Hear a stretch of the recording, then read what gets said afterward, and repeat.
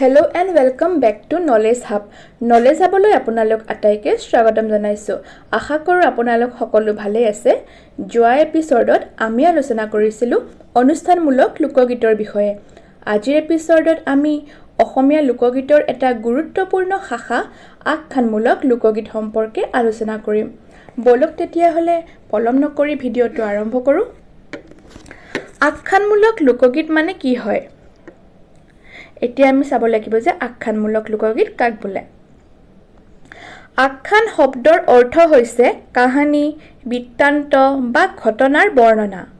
সেয়ে যিবোৰ লোকগীতৰ মাজেৰে কোনো ব্যক্তি, ঘটনা, বীৰত্ব, প্ৰেম, সামাজিক জীৱন বা ঐতিহাসিক কাহিনী ক্ৰমাগতভাৱে বৰ্ণনা কৰা হয়, সেইবোৰক আখ্যানমূলক লোকগীত বোলা হয়।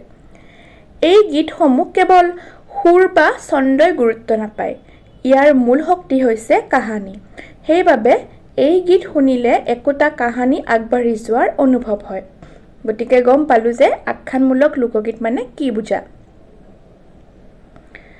এতিয়া আমি নেক্সট চাম আখ্যানমূলক লোকগীতৰ উৎপত্তি কেনেকৈ হৈছিল। প্ৰাচীন কালত লিখিত ইতিহাস সংৰক্ষণৰ সুবিধা নাছিল। সেই সময়ত সমাজৰ গুৰুত্বপূৰ্ণ ঘটনা, বীৰ পুৰুষৰ কৃতি, প্ৰেমৰ কাহিনী আৰু লোকবিশ্বাসসমূহ মানুহে গীতৰ ৰূপত সংৰক্ষণ কৰিছিল। এই গীতবোৰ মুখে মুখে এটা প্ৰজন্মৰ পৰা আন এটা প্ৰজন্মলৈ চলি আহি আজিৰ আখ্যানমূলক লোকগীতৰ ৰূপ লাভ কৰে। এতিয়া গম পাইছো যে আমি আখ্যানমূলক লোকগীতৰ উৎপত্তি কেনেকৈ হৈছিল। এতিয়া আমি চাম আখ্যানমূলক লোকগীতৰ বৈশিষ্ট্য। আখ্যানমূলক লোকগীতৰ প্ৰধান বৈশিষ্ট্যসমূহ হৈছে আখ্যানমূলক লোকগীত কাহিনীভিত্তিক। আৰম্ভণিৰ, মধ্যভাগ আৰু সামৰণি থাকে। এই গীতসমূহত আৰম্ভণিৰ পৰা মধ্যভাগ থাকে আৰু সামৰণি থাকে। লগতে বিভিন্ন চৰিত্ৰ থাকে। ঐতিহাসিক, সামাজিক আৰু সাংস্কৃতিক তথ্য সংৰক্ষিত থাকে। ভাষা সহজ আৰু সৰল, মুখে মুখে প্ৰচলিত, দীঘলীয়া ৰূপৰ হ'ব পাৰে।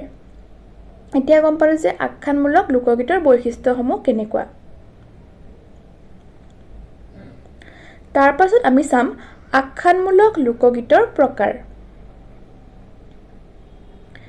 বিষয়বস্তু ফালৰ পৰা অসমীয়া মালিতাসমূহক তিনিটা ভাগত ভাগ কৰিব পাৰি।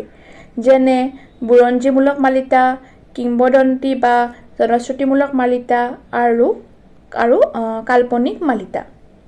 এতিয়া গম পালো যে আখ্যানমূলক গীতসমূহৰ প্ৰকাৰসমূহ।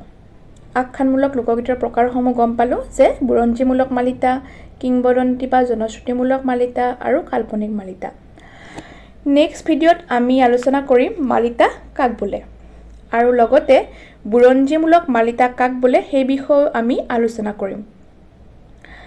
তো পৰৱৰ্তী ভিডিঅ'ত লগ পোৱা আশাৰে আজিলৈকে আহিছোঁ। আশা কৰোঁ ভিডিঅ'টো আপোনালোকে চাই ভাল পালে।